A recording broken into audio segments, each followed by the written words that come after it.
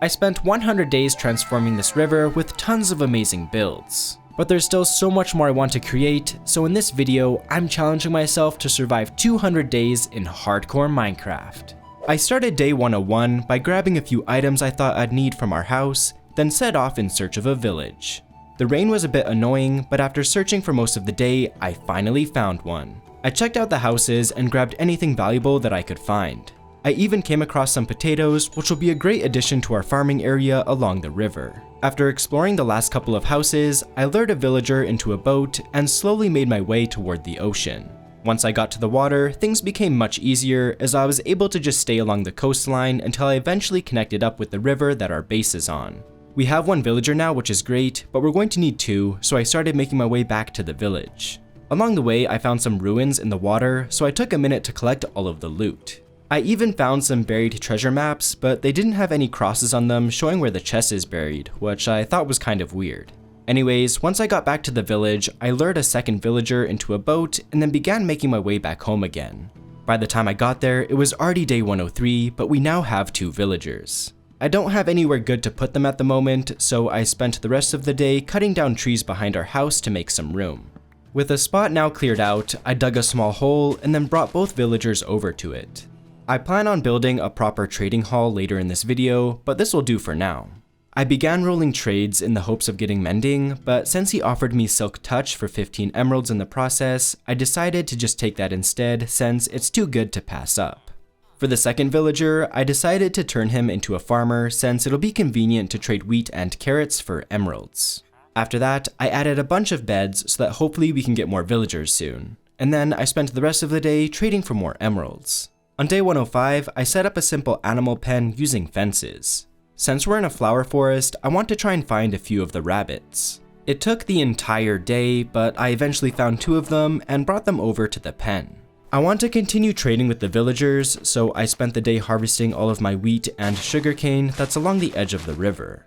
Once all of that was collected, I made my way over to the other side of the river and gathered carrots until my inventory was full. I then finished off the day by trading the crops with our farmer to get a bunch of emeralds. The villagers haven't made any babies yet, so I gave them more food, and that seemed to do the trick because almost right away a baby villager appeared. While we wait for the young lad to grow up, I decided to clear out a huge section of the forest since I want to use the space for a bunch of cool builds. I finished cutting down the trees on day 108 and then got to work terraforming where the forest used to be. This is a lot easier said than done though, because this is not a small area. I continued grinding away the following day. I'm mainly trying to flatten the area so that it'll be easier to build on, as well as smooth out the terrain so that there's no awkward looking jogs. I wanted to keep terraforming, but all this digging has completely worn out my shovel, so before it breaks, I went home and enchanted a brand new one. Sadly, I didn't get very good enchants though, so I just combined it with my existing shovel to repair it. Since I plan on using some copper for future builds, I took a minute to place some of it outside so that it can oxidize. After that little distraction, I got back to terraforming. While I was digging, I ran into a cave, so I decided to light it up quickly, and while doing so, I found a zombie spawner. But of course, it had no loot chest, which is kind of a ripoff. Honestly, I don't think I've ever found one of these before that didn't have a chest in it. To distract myself from the fact that I just got completely scammed, I decided to get back to terraforming by smoothing out the hillside. I also dug out a spot where I eventually want to build a villager trading hall. After that, I began replacing any of the exposed stone with dirt, and I also covered up any of the cave entrances that I saw since I definitely don't want to fall down those. I continued terraforming for over an hour so that I could get this area completely ready for tons of cool builds. Here's a before and an after, just so that you can see how much work that we did. I began day 119 by heading over to our bee farm and collecting all of the wax. While I was at it, I also bred the bees. I then went around to wax and collect all of the copper that we placed down earlier. We still don't actually have enough though, so I placed down more so that it can age down. Honestly, working with copper can be a real pain in the butt sometimes. On a more positive note, check out just how many villagers we have now. I really want to build our trading hall, but I need some blackstone to make it, so it's time for a trip to the nether. After getting distracted killing some endermen for pearls, I took a few minutes to mine up a bunch of blackstone.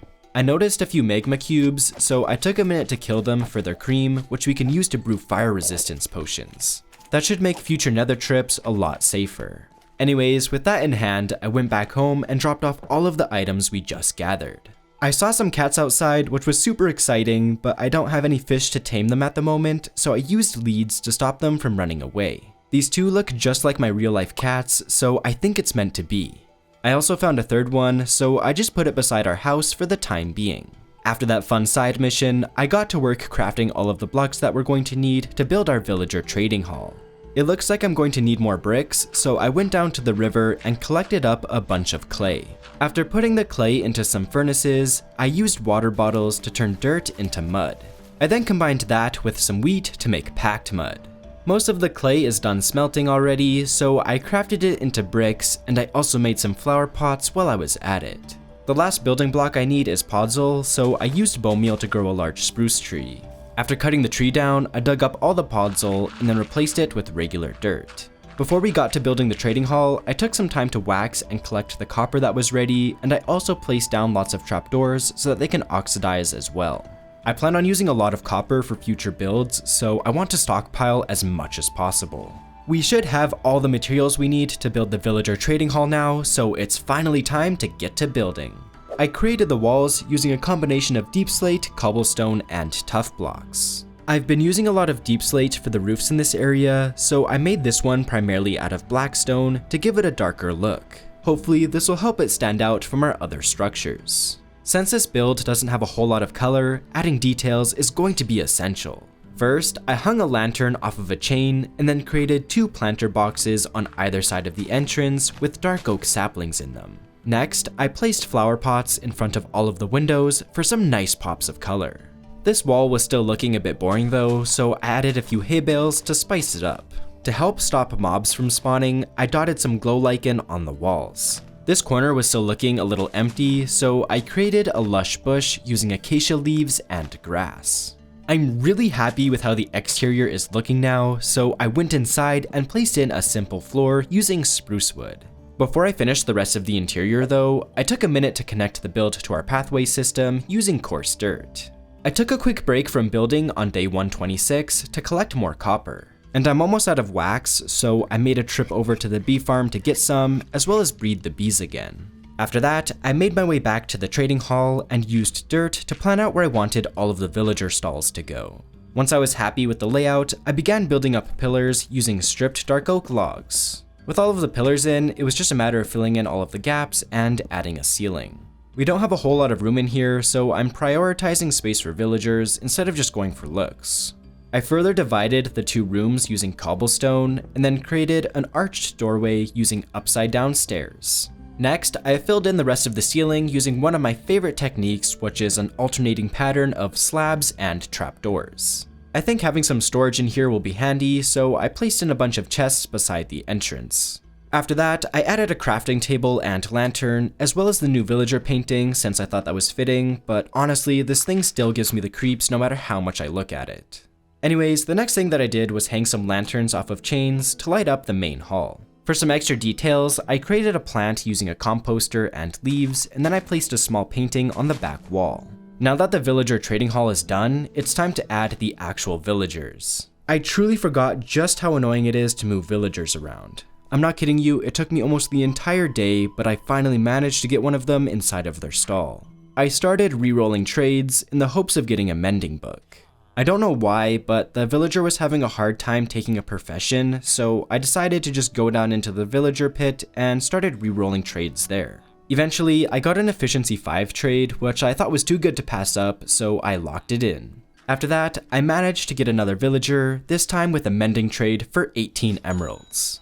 It was a huge struggle, and I'm not going to lie, there were a few moments I almost just punched my computer screen out of frustration, but I eventually got all of my villagers moved over to the trading hall.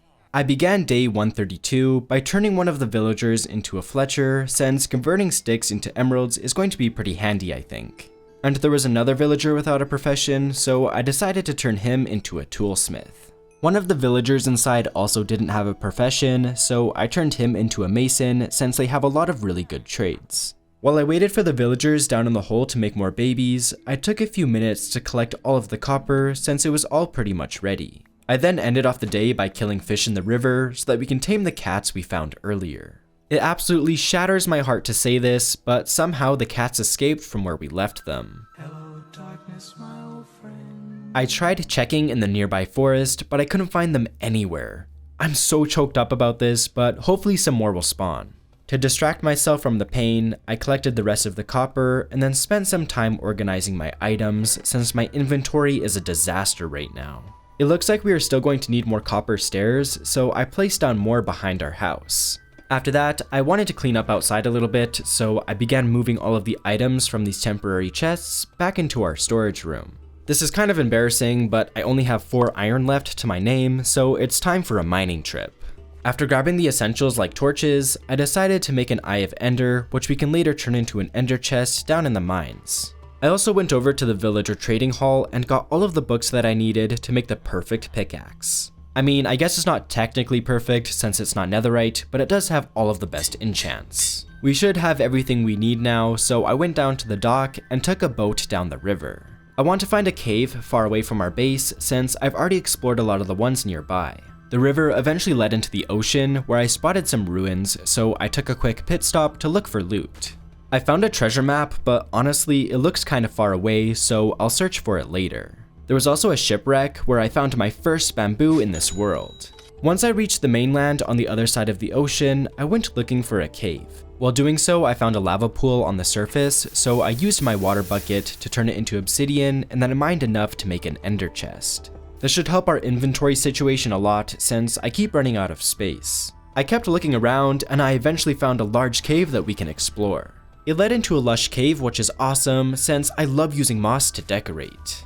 While I was at it, I also gathered a bunch of drip leaf. There were even some axolotls, so I used water buckets to capture them. I then went deeper into the cave where I found loads of diamonds. Since we're down here, I also spent some time mining up a bunch of tough and deep slate since I know I'm nearly out of both. I even bumped into a few more diamonds while I was at it, so that was pretty sweet. Once I had about 8 or so stacks of both tough and deep slate, I went closer to the surface to look for more iron. Luckily, I was able to find some pretty easily, so I went searching for more on day 137. In the process, I spotted some vines, so I grabbed a few since I don't actually have any yet. After that, I mined iron as well as copper until my inventory was completely full. I couldn't mine more even if I wanted to, so I made my way back up to the surface. I then went back across the ocean, finally reaching the safety of our base. Doing a quick inventory check, you can see I got 42 diamond ore, tons of iron, copper, and coal, as well as all the nature items that we found in the lush cave. After putting away all the items, I started smelting the iron as well as the copper. And as the sun was beginning to set, I waxed and collected the copper outside that was ready. On day 139, I went over to the other side of the river and began clearing out a section of trees. Once all of the trees were gone, I built up a platform using dirt. I know it looks a little weird right now, but my plan is to eventually create an epic greenhouse surrounding it. And I think it would be fun if the rabbits lived in the future greenhouse, so I created a temporary pen where they can hang out until we build it. I then went over to our first temporary pen and used carrots to lure the rabbits over to their new one. It took a while, but they finally hopped all the way over, so I bred them and then went back to their old pen and removed it. I want to build some stuff over here soon, so I really just need it out of the way. I'd love to get our villager trading hall fully filled in, so I took a minute to bring our Fletcher inside. As painful as it is moving these guys around, it's kind of satisfying seeing them all lined up in their stalls ready to trade with. I noticed another cat had spawned, so I ran to the house as fast as I could to grab some fish, and I was able to tame her. She found a warm and cozy spot to hang out near the furnaces, which makes me happy. After that cute distraction, I crafted some of the blocks that I need to give villagers their professions, since over half of the trading hall is still empty. Before we get to that though, I took a few minutes to harvest carrots, wheat, and sugarcane. I then noticed some pillagers were attacking my villagers. Luckily there was a golem in there, and I quickly ran over and was able to fend them off before any died. After that little heart attack, I bred the cows and then killed a few for some leather. Heading back to the villagers on day 142, I first turned one into a cleric, and then I re-rolled librarian trades until I got an unbreaking 3 trade for 17 emeralds. I then moved both the cleric and toolsmith inside of the trading hall. Next, I converted one of the villagers into a weaponsmith, and then I moved the farmer inside. The house is really starting to fill up, but we still need more villagers, so I harvested a fresh batch of carrots and offered them in the hopes that they'll breed again. And it looks like that was the right move because almost right away some hearts appeared. Shortly after that, a wandering trader spawned, but he didn't really have anything that I wanted, so let's just say that I got 2 free leads for my troubles. In the corner of my eye, I saw another cat, so I chased it down as fast as I could and tamed it. I brought him home, and he seemed to gravitate towards my orange bed, which I thought was kinda cute since they match. After that, I brought the weaponsmith inside of the trading hall. We just have a few more stalls to fill now. The Minecraft gods blessed us with yet another cat, this time a black one. I brought him home, and he got comfy on top of one of the chairs. We're going to need some names for these cats, so be sure to let me know if you have any ideas. Continuing with our villager operation, I moved the armorer inside next, followed by our librarian with the Unbreaking 3 trade. I set to work rerolling trades with a new librarian, and eventually I got a Fortune 3 trade for just 12 emeralds. The last book trade that I wanted was Protection 4, and I kid you not, I spent well over 20 minutes just breaking and replacing the lectern until I finally got one. It ended up being 44 emeralds, which is highway robbery, but I couldn't bear rerolling for a cheaper trade, so I just took it. All we have to do now is bring the villagers inside. It turns out we have one too many, so I used flint and steel to unalive one of the villagers. Anyways, I got one of the other villagers inside and gave him a barrel so that he can be a fisherman. After that, I brought the final 2 librarians inside. And with that, our entire villager trading hall is now filled in. We managed to fit 14 of them in here, which I think isn't too bad considering it's not the biggest of buildings. My inventory was a mess, so I spent some time organizing my items on day 150. After that, I swapped out the composter for a cherry log inside of the villager trading hall since I think it helps give the interior a bit more color. Next, I collected more wax from the bee farm, which I then used to wax and collect the last of the copper that's outside. I'm also really tired of looking at the old villager pit, so I took a minute to fill it back in with dirt. To celebrate making it to day 150, let's check in on my cats. If you're new here and are wondering what's going on, this is how I guilt trip you into liking the video. Also, don't forget to subscribe if you haven't already. We're so close to hitting 100,000 subscribers, which is honestly such an insane milestone. Getting back to Minecraft on day 151, the first thing that I did was make a diamond hoe. After that, I went underground and started bone mealing moss so that I could make more of it. Once I had a few stacks, I went back to the surface and began planning out a pumpkin farm using moss carpet. I want to create some satisfying rows, so the carpet will stop the pumpkins from growing where I don't want them. Once all the carpets were down, I started adding water sources, spacing them out to make sure the whole farm stays hydrated. Once I was happy with the water placements, I covered them all up with moss carpet to keep things looking clean. In between the patches of moss, I carefully created diagonal rows using coarse dirt. Once the rows were in place, I tilled all the surrounding ground to prepare it for planting. And I don't have a whole lot of pumpkin seeds at the moment, but we can keep expanding the farm as it grows. I figured the farm could use a nice border, so I went ahead and started placing leaves around the whole thing to give it a cleaner, more polished look. Once that was in place, I went around with some bone meal and added a bunch of grass and flowers to give the entire thing a natural look. On day 154, I used the bamboo that we found in the shipwreck to create a temporary farm in front of our house. After that, I used bone meal to create a bunch of glow lichen, and then I dotted it around the perimeter of the pumpkin farm to light it up a little bit. I'm happy to call the farm finished for the time being, so the next task that I moved on to was converting my iron ore to raw iron. I simply made a tall pillar, and then I mined it back down with my Fortune 3 pickaxe. We started with 56 ore and ended up with close to 2 stacks of raw iron, so not too bad at all. After putting the iron in the furnaces to smelt down, I made a trip down into the mines. All the way back on day 24, I found a trial chamber, but we never actually explored it. The real reason that I want to go now though is to mine a bunch of the copper. Despite all the copper that we've been placing outside and waxing, I still somehow don't have enough. After clearing out the first room, I mined a bunch of the copper. I don't know why I didn't think to do this sooner, it's seriously so much faster than what we've been doing. While I was here, I couldn't resist the urge to further explore the trial chamber, so I went deeper in and collected all the loot that I could get my hands on. I wasn't paying attention and my shield broke, which led me getting all the way down to 1.5 hearts. That scared me pretty bad, so I decided not to push my luck any further and made my way back to the surface. On my way though, I made a pit stop to mine a bunch of gravel since I want to use it to make coarse dirt pathways around our base. Back at home, I dropped off my items and then cut down all the bamboo outside of the house. I used the bamboo to craft some slabs and then added them to the hay bales outside of the villager trading hall to make it look a bit more natural. And since I noticed a couple of the pumpkins had grown, I chopped them down and expanded the farm. I'm in the mood for some building, and since we have a big open space behind our house, I think making a cozy pond would be perfect. I first dug out the perimeter and then started clearing out the middle. While doing so, I ran into a cave, so I took a minute to light it up. I even found a zombie spawner down there, so I placed down some torches and gathered the loot. One of the chests had melon seeds, which is an awesome find because I don't actually have melons yet in this world. After that little distraction, I went back up to the surface and continued digging the pond deeper. Once the hole was fully dug, I replaced all of the stone with dirt blocks to give it a cleaner look. The next step was to add water, so I went layer by layer to make sure the entire thing turned into source blocks. I then used a water bottle to convert all of the dirt into mud blocks. It's not the biggest change in the world, but I think the darker colored blocks help make the pond look deeper.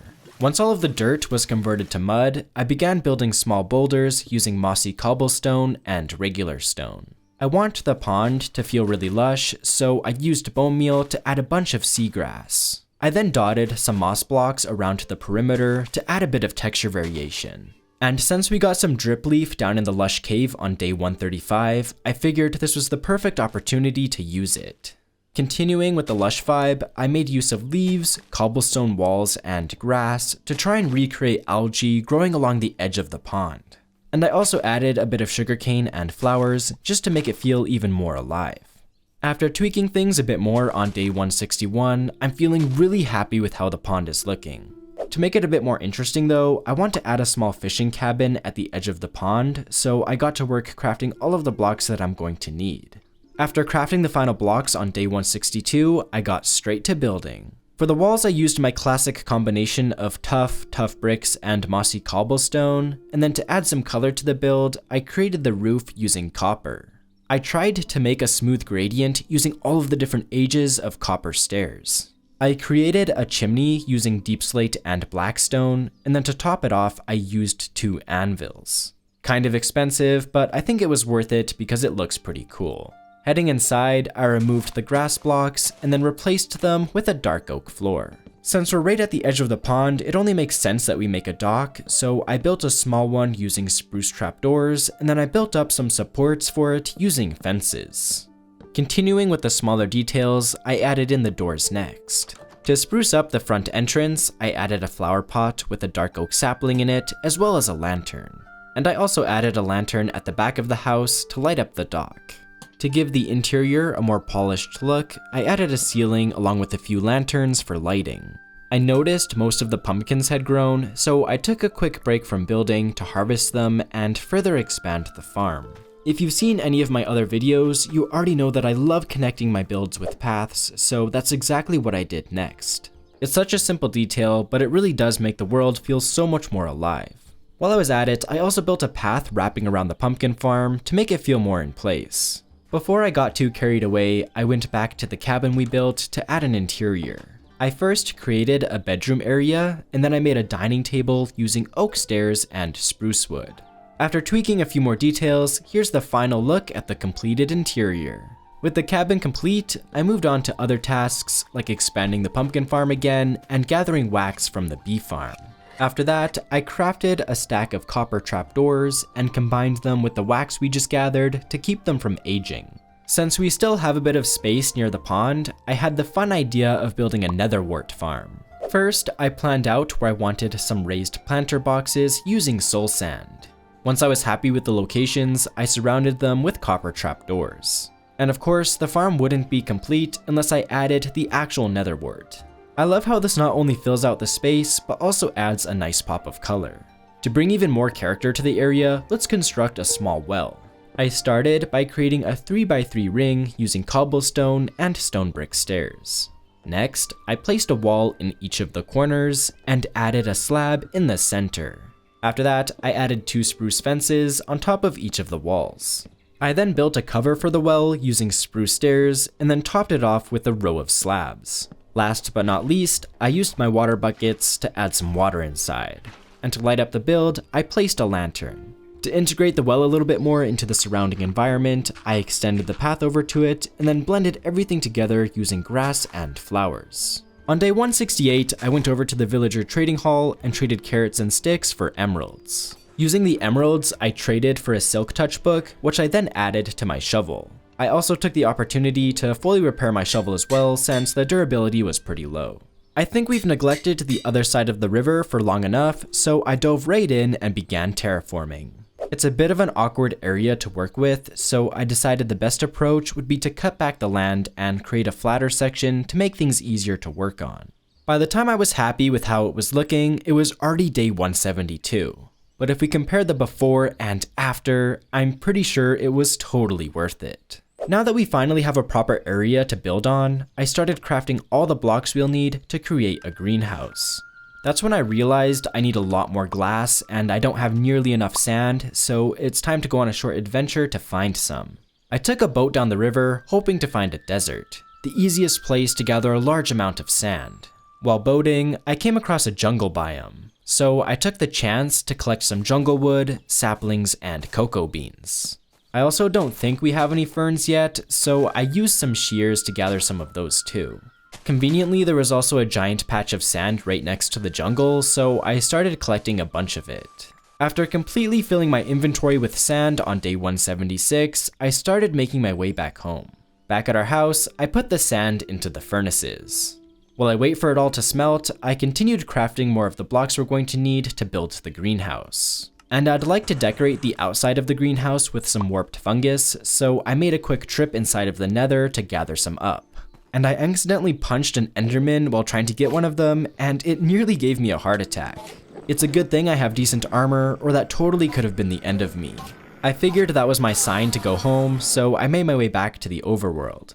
Back at the house, I grabbed the glass that was ready and then refilled all of the furnaces with more sand. While I waited for the rest to smelt, I went to check on our pumpkin farm. After chopping them all down and expanding the farm once more, I was able to get the entire farm filled in, which is awesome. I think I finally have enough glass now, so I dyed some of it blue and the rest white. And with that, we should have all the materials that we need to build the greenhouse. Getting straight to building, the foundation is made out of a combination of tuff and cobblestone, and then I also mixed in a few other blocks like acacia logs and moss just to give it even more texture variation. I then built the frame of the greenhouse using a combination of stripped spruce and regular oak logs. The rest of the area I filled in using glass, and then for a pop of color, I incorporated some copper. And then to make the shape of the build a bit more interesting, I added a small pointed tower on top of the roof. Now that the exterior is done, let's head inside and add some details. I mentioned back on day 139 that I also want our rabbits to live in here, so I started by building them a new pen at the back of the greenhouse. Now that we have more space in the center, I created some supports for the tower that's on the roof.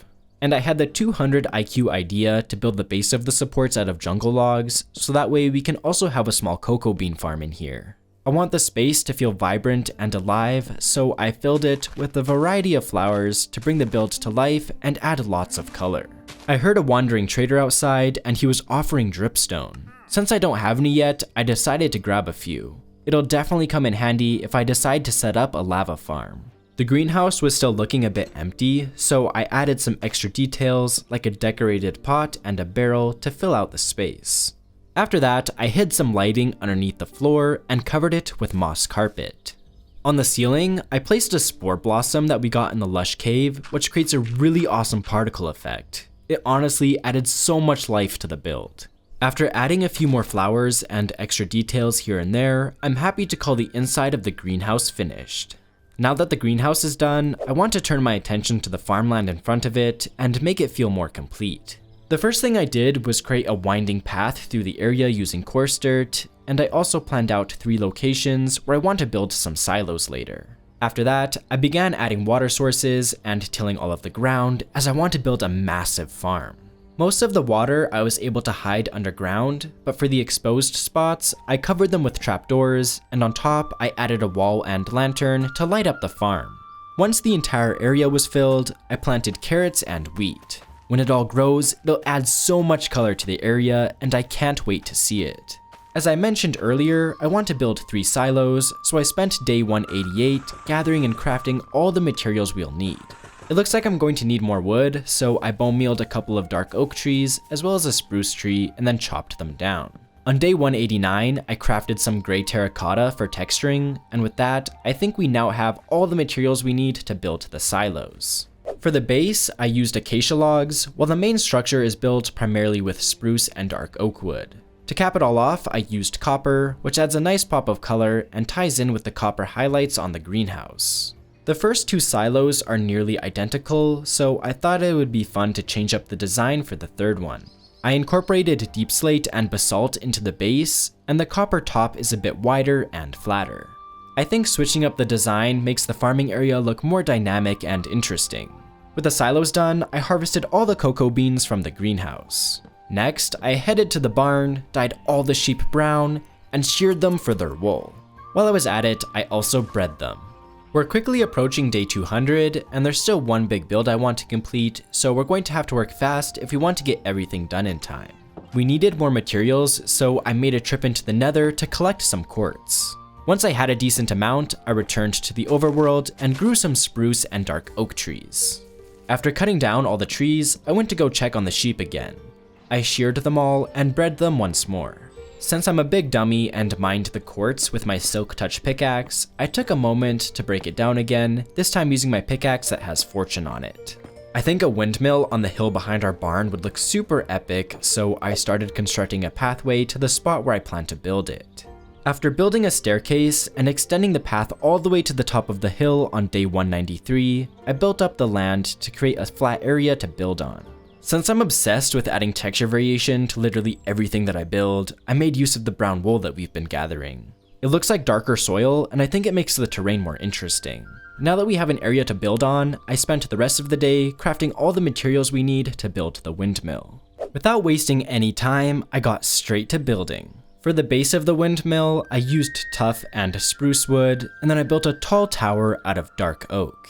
To cap it off, I built a roof out of deep slate.